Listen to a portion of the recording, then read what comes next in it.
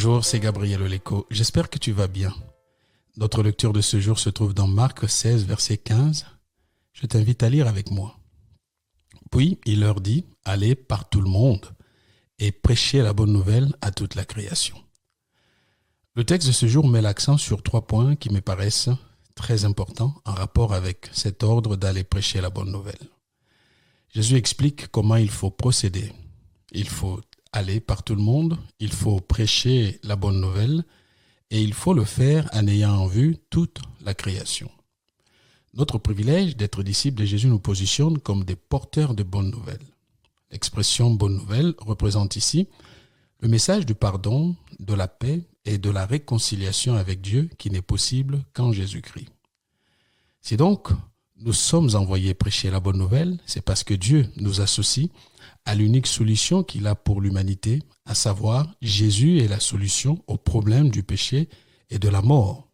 C'est-à-dire avec lui, le péché est vaincu, la mort n'a plus de pouvoir et la vie éternelle est donnée à quiconque s'approche de Dieu par Jésus-Christ. Comprenons bien que lorsque le Seigneur Jésus nous ordonne d'aller par tout le monde, il ne voit pas un bâtiment, mais un mouvement de personnes de tous âges, telle une armée libérée pour envahir les différentes sphères de la société, partout dans les villages et les villes, pour accomplir l'œuvre de la transformation des structures sociétales.